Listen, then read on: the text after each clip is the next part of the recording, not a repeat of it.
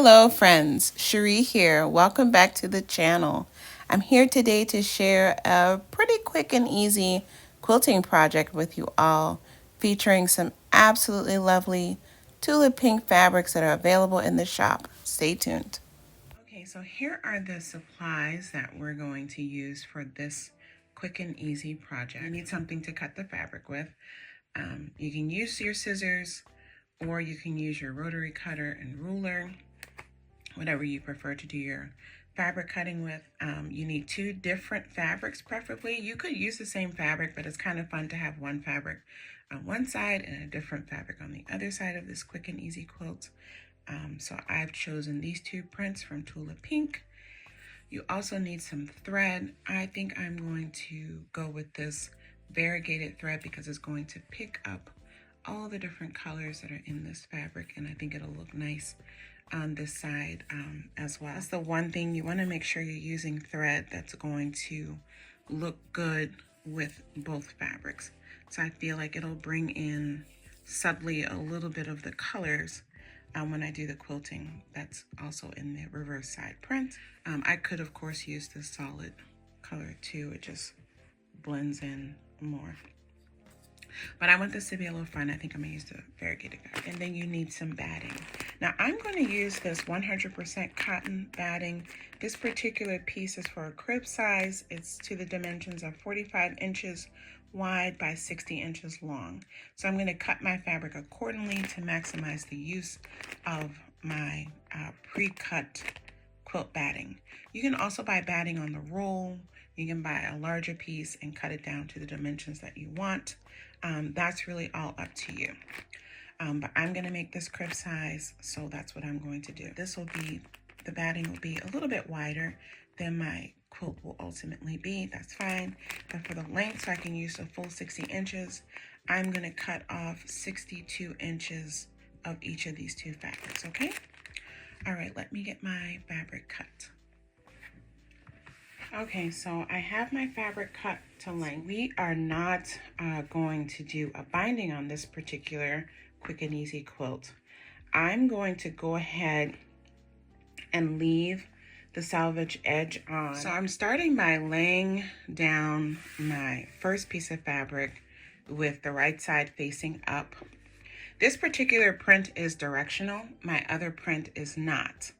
If you're using two directional prints, just make sure that you are aware of how you are laying them on top of each other, okay?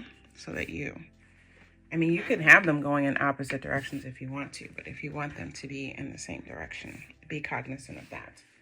And so what I'm doing now is I'm opening up my second fabric with the right side facing down. So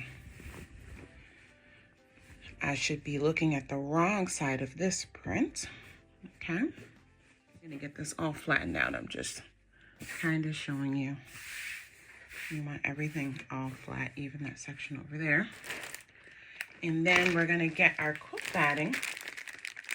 And I'm just gonna mention, you don't have to use quilt batting. You can actually use cotton flannel if you want it to be a little bit more of a lightweight quilt. It'll be a little thinner, especially if you live in a warm climate, or if you just want kind of a lightweight car quilt or something like that, a lap quilt. You can certainly use cotton flannel instead of batting. And then I'm going to lay the batting down just like so.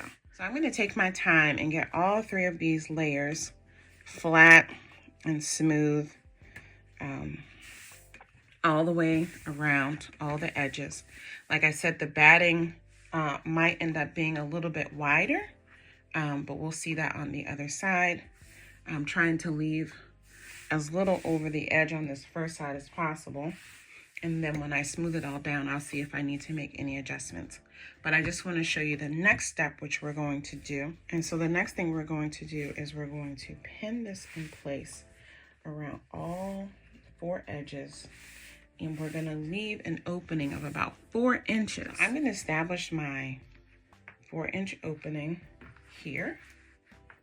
So this will be my start and stop. I'm gonna leave this open so I can turn it. So this is going to be my section that I'm going to leave open for turning. And then I'm just going to go around and pin around all 4 edges. Okay. And again, you're just making sure that at least on that starting edge that your batting and fabric are lined up. Okay. So I'm going to start on this one side, and then I'll probably do the other side, and then I'll do the top and the bottom.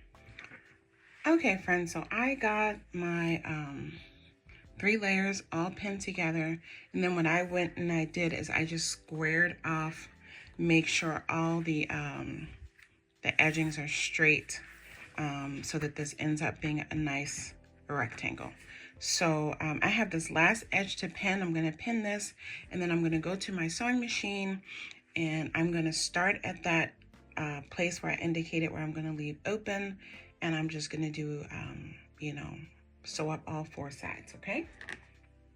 All right, so I'm back from the sewing machine, and as you can see,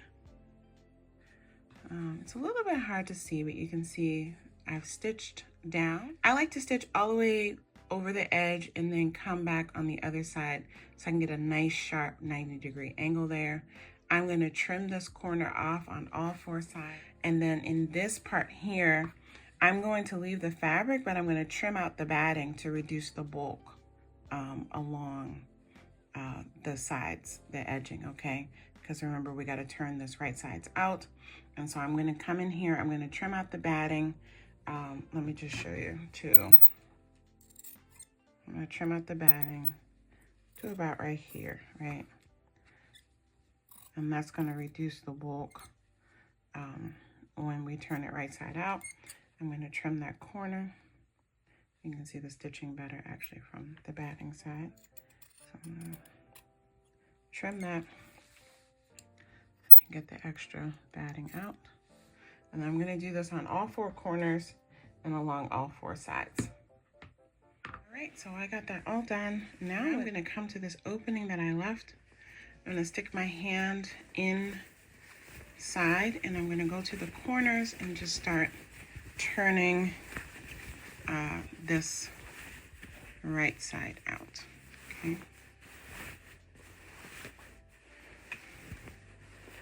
Just take your time so that you don't, make that hole too much bigger. We're gonna close it up, but you also don't want to be stretching that seam out. So leave the opening big enough that you can comfortably do this, okay?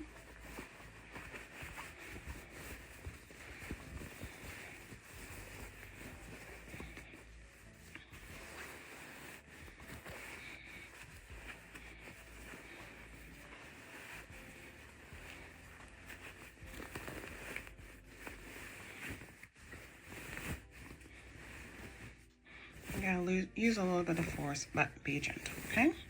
So I'm going to get in here. I'm going to get a little tool to just kind of gently poke out my corners. Okay, I'm going to get up in there. And then I'm going to take this to the iron, and I'm going to press down along all these seams nicely, okay? So I'm going to go to the iron and get this pressed around all 4 sides, okay?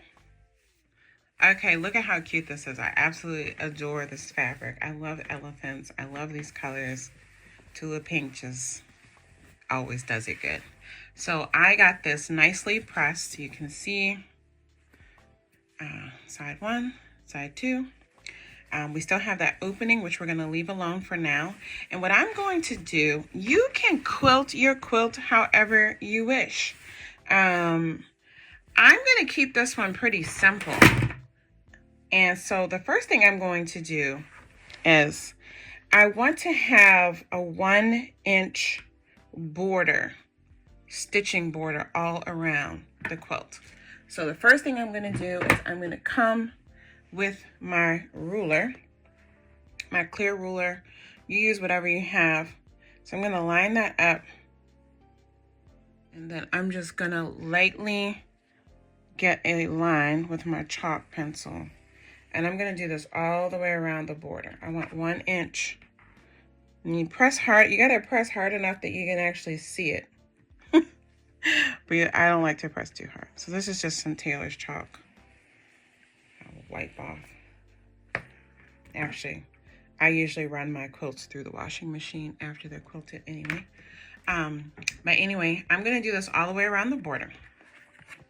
And then I'm going to come back and I'm going to evenly probably do 3 inches. I'm going to test it out after I do the 1 inch border. And I'll measure what's inside, and I'm going to divide that evenly so that I can just have a grid pattern. So I'm going to go down and then I'm going to go across. Yeah, so let me get the border marked off, and then we'll come back and I'll show you my grid. And again, this is just how I'm doing it. You can just go in and just start sewing strips at a distance and then come down and do like a check pattern. You can do free motion quilting. You can do a bunch of squares. You can do whatever you want. You can do diagonal would be pretty. So stitching on the diagonal and then coming across the other diagonal. So you have kind of diamond stitching. There's so many different ways you can quilt these basic quilts. It's really just up to your preference and your skill level. Okay. Okay, so I'm trying to zoom in a little bit so you can see. It's a little difficult to see, but I have my grid chalk lines here, and then I have them going across. And I did every 3 inches for mine. So 3 inches this way, 3 inches over this way. So that's going to be my grid. Again, it's hard to see. You need to take your time. You use whatever marking tools you prefer. You can come in and put pins here to help have a visual. My sewing machine, my quilting machine also has a table that has a ruler on it, so I will be using that to reinforce my guides as well. All right, so I'm going to get this stitched and I'll show you what it looks like at the end. So I got all the stitching done. Now I have lots of threads that I need to go through and cut off, and I'll be back to show you the final blanket. Okay, so just want to give you a look at the kind of quilting pattern that I went with here.